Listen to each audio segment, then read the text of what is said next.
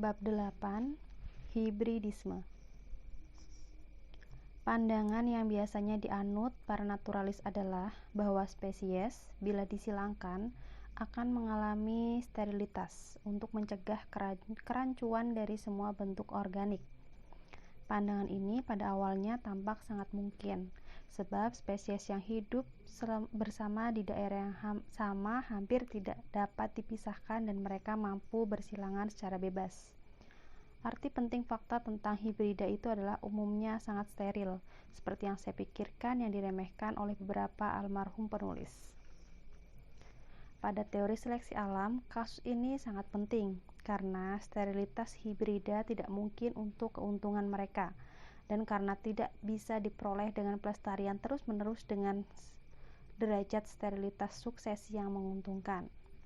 Bagaimanapun, saya berharap untuk dapat menunjukkan bahwa sterilitas bukan kualitas khusus yang diperoleh atau dianugerahkan, tapi kebetulan terjadi dalam perbedaan yang diperoleh lainnya.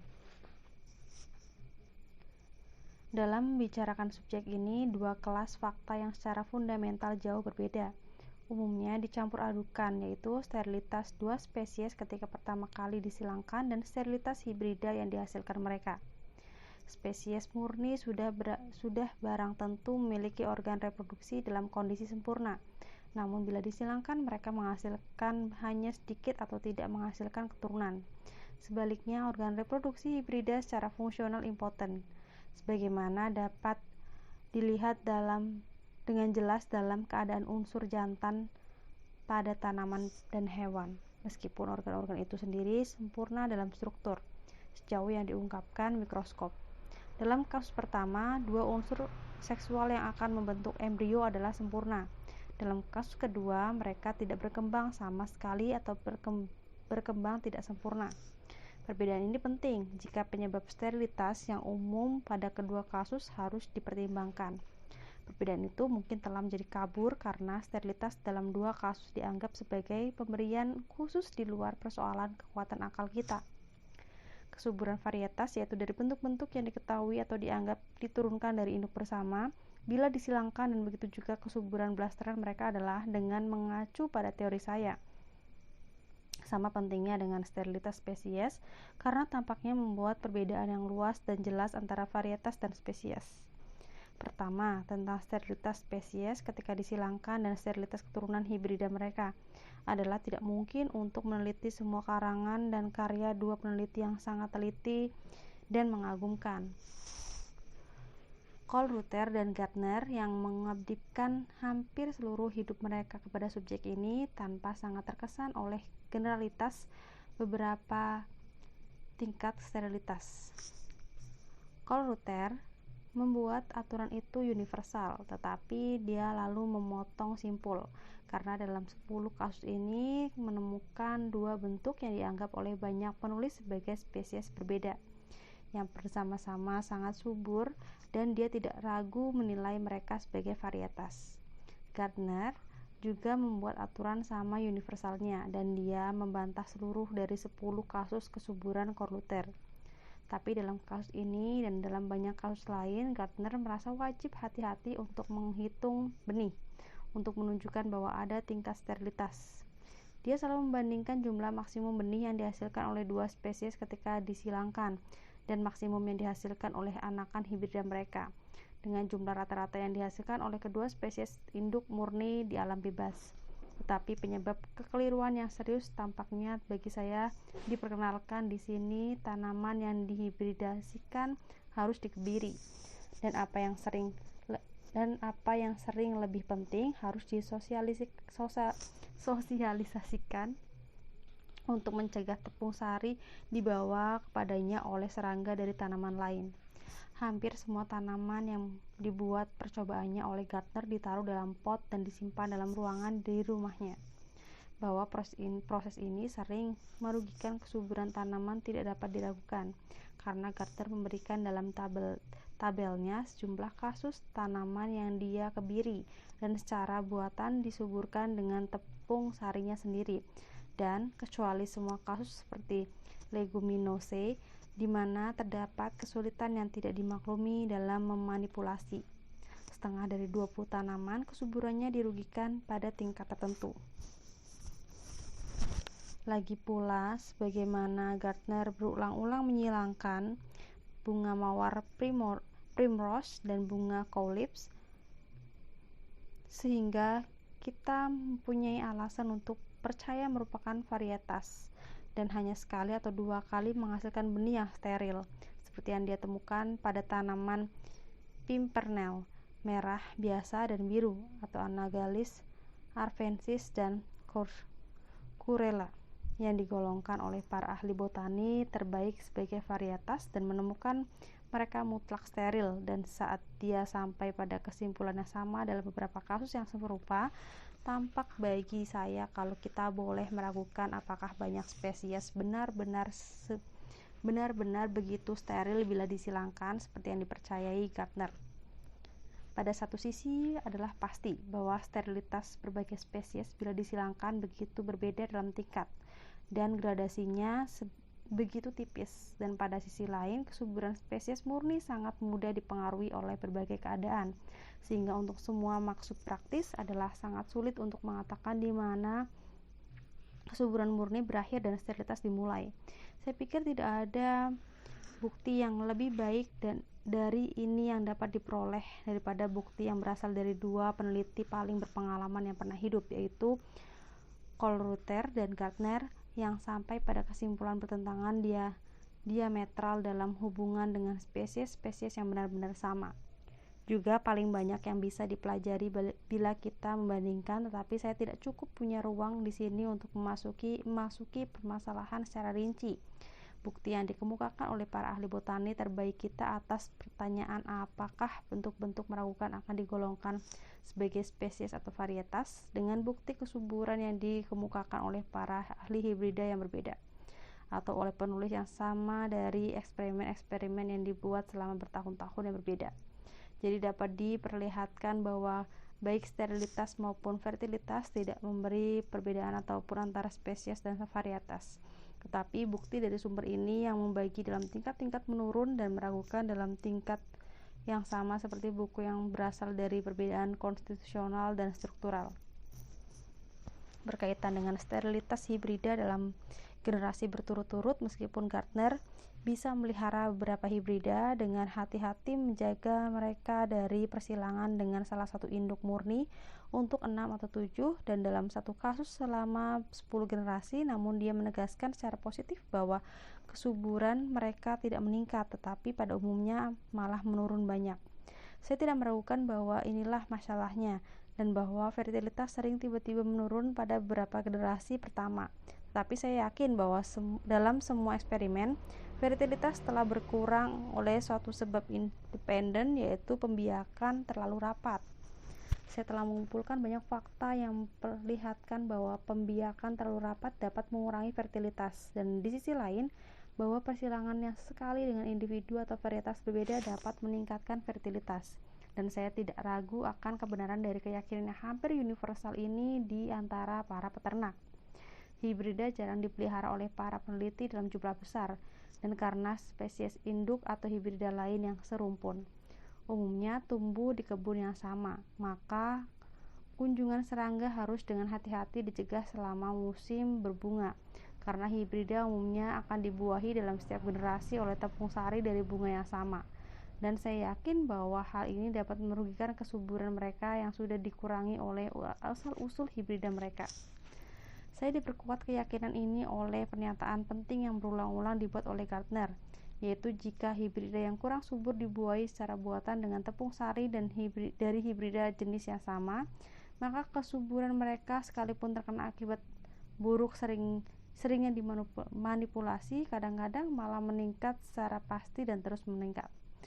Sekarang dalam pembuahan buatan, tepung sari sama seringnya diambil secara kebetulan, sebagaimana saya tahu dari pengalaman saya sendiri, dari kepala putik bunga lain, sebagaimana kepala putik bunga sendiri yang harus dibuahi sehingga persilangan antara dua bunga, meskipun sering mungkin dari tanaman yang sama, akan terjadi. Lagi pula, kapanpun eksperimen yang rumit sedang berlangsung, peneliti yang sangat hati-hati seperti Gardner akan mengebiri hibridanya, dan ini akan menjamin dalam setiap generasi satu persilangan dengan tepung sari dari bunga lain, apakah itu dari tanaman yang sama maupun dari tanaman lain yang bersifat hibridanya sama. Jadi fakta aneh tentang peningkatan kesuburan dalam generasi berturut-turut dari hibrida yang dibuahi secara buatan, saya yakin dapat dijelaskan dengan pembuahan terlalu rapat yang telah dicegah. Sekarang mari kita beralih ke hasil yang dicapai oleh ahli hibridasi paling berpengalaman yang ketiga, yaitu Horn dan Rev.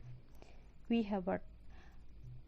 Begitu penuh empati dalam kesimpulannya yang tegas Korluter dan Gardner bahwa beberapa hibrida adalah subur sempurna seperti spesies induk murni, dan bahwa suatu tingkat sterilitas antara spesies-spesies yang berbeda adalah hukum alam yang universal. Ia melakukan percobaan pada beberapa spesies yang sama seperti yang dilakukan Gardner. Perbedaan dalam hasil percobaan mereka, saya kira sebagian adalah berkat keterampilan hortikultural yang besar pada Herbert dan memiliki rumah-rumah persemaian yang dikendalikannya. Dari banyak pernyataannya yang penting, saya akan memberi satu saja sebagai contoh, yaitu bahwa setiap bakal biji pada polong Crenum capens yang dibuahi oleh si revolutum menghasilkan tanaman yang tidak pernah dia mengatakan lihat terjadi dalam kasus kesuburan lainnya, sehingga di sini kita mendapati kesuburan sempurna atau bahkan lebih dari kesuburan sempurna pada umumnya dalam persilangan pertama antara dua spesies yang berbeda. Kasus Crenum ini membuat saya merujuk kepada suatu fakta tunggal, yaitu bahwa tanaman individual spesies-spesies tertentu seperti Lobelia dan dengan semua spesies dari genus Hippeastrum yang dapat dengan lebih mudah dibuahi dengan tepung sari spesies lain dan berbeda daripada oleh tepung sarinya sendiri, karena tanaman-tanaman ini ditemukan menghasilkan benih untuk tepung sari spesies yang berbeda, walaupun tepung sarinya sendiri agak steril. Meskipun tepung sarinya sendiri terbukti sangat baik dapat membuahi spesies lain, sehingga pada individu tanaman tertentu dan pada semua individu spesies tertentu benar-benar dapat dihibridasi lebih mudah daripada apabila membuahi diri sendiri. Misalnya sebuah umbi Hippeastrum aulicum menghasilkan 4 bunga oleh Hubbard, 3 dibuahi dengan serbuk sarinya sendiri, dan yang keempat kemudian dibuahi dengan tepung sari hibrida campuran keturunan 3 spesies berbeda. Hasilnya adalah bahwa indung telur dari 3 bunga pertama segera berhenti tumbuh, dan setelah beberapa hari binasa semuanya, sedangkan polong yang disuburkan oleh tepung sari hibrida bertumbuh pesat menjadi dewasa dan mengandung bibit yang baik yang tumbuh bebas. Pada sebuah suratnya pada saya di tahun 1839, Mr. Hubbard mengatakan pada saya bahwa dia telah melakukan eksperimen selama 5 tahun, dan dia terus berusaha melanjutkan eksperimennya selama beberapa tahun berikutnya, dan selalu mendapatkan hasil yang sama. Hasil ini juga dikonfirmasi oleh beberapa pengamat lain dalam kasus Hippeastrum dengan subgenusnya, dan dalam kasus dari beberapa genus lain seperti Lobelia, Passiflora, dan Verbacum.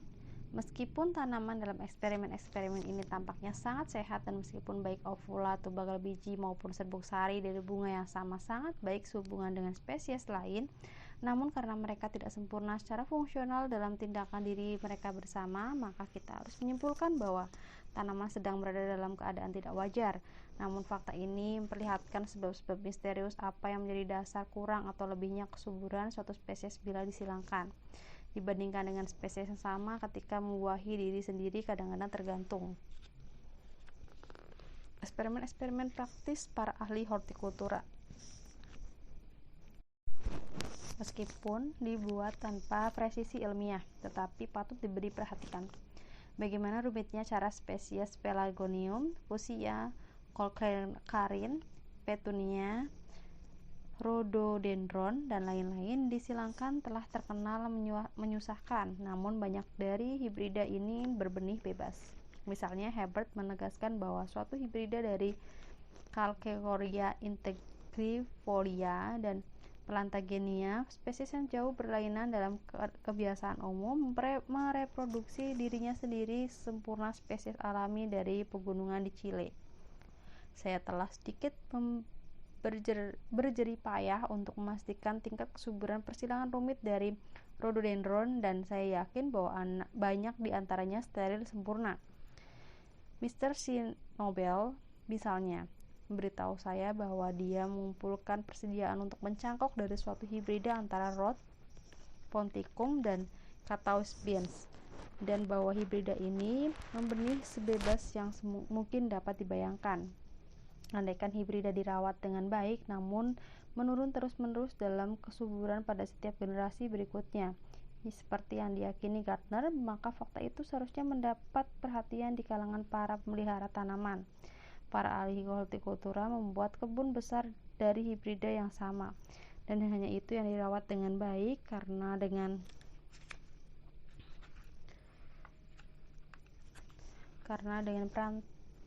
perantaraan serangga, beberapa individu dari hibrida yang sama dapat disilangkan bebas satu dengan yang lain, dengan pengaruh merugikan dari pembiakan yang rapat. Dengan demikian dapat dicegah. Setiap orang dapat dengan mudah meyakinkan dirinya mengenai efisiensi perantaraan serangga dalam meneliti bunga-bunga yang lebih steril dari jenis hibrida rhododendron yang tidak menghasilkan tepung sari, karena dia akan menemukan pada kepala putihnya banyak tepung sari yang dibawa dari bunga-bunga lain.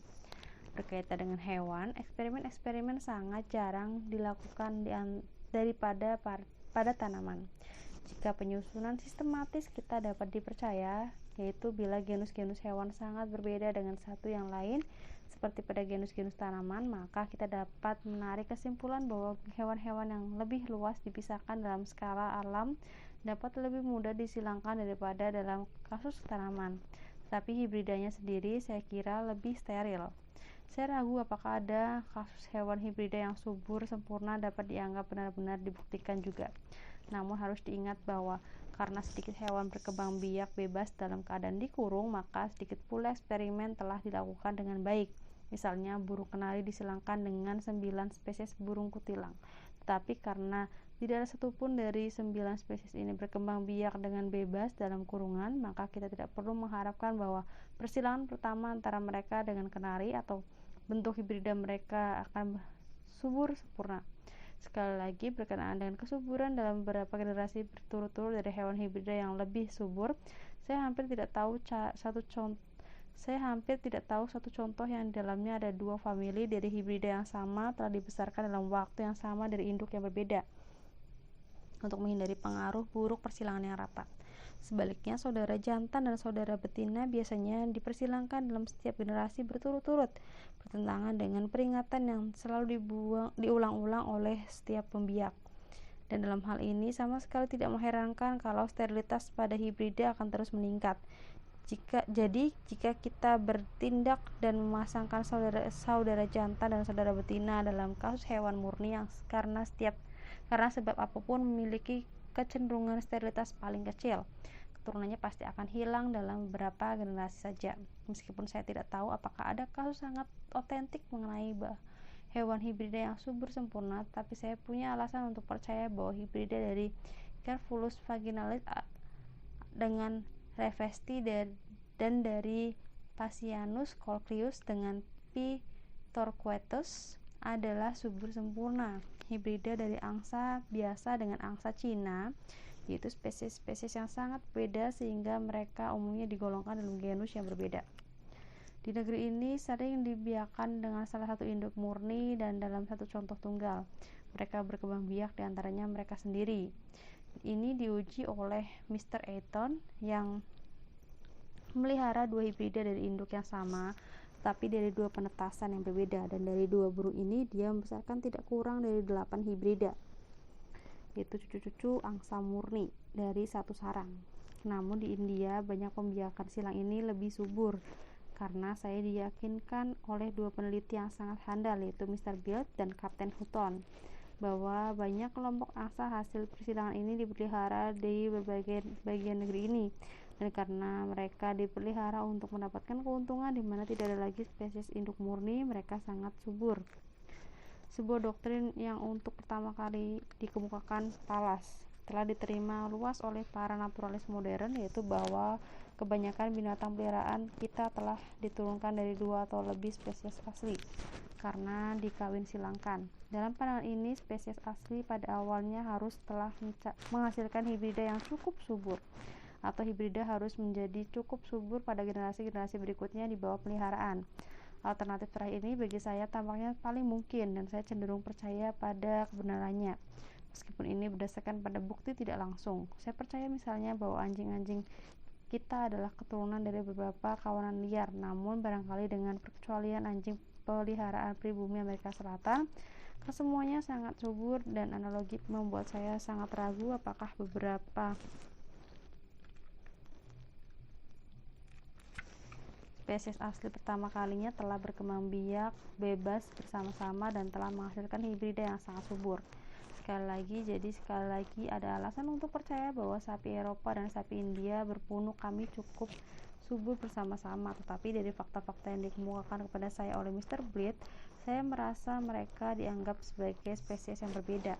Dalam pandangan tentang asal-usul banyak hewan peliharaan kita harus melepas keyakinan pada sterilitas universal spesies yang berbeda dari hewan bila disilangkan, atau kita harus melihat kesuburan bukan sebagai sifat yang tidak dapat dihilangkan, tapi sebagai sesuatu yang dapat disingkirkan melalui pemeliharaan. Akhirnya, dengan melihat semua fakta yang menentukan tentang persilangan pada tanaman dan pada hewan, dapat disimpulkan bahwa suatu tingkat sterilitas baik pada persilangan pertama maupun pada hibrida adalah hasil yang sangat umum, tetapi hal itu tidak dapat dipandang sebagai mutlak universal di dalam kondisi pengetahuan kita yang sekarang.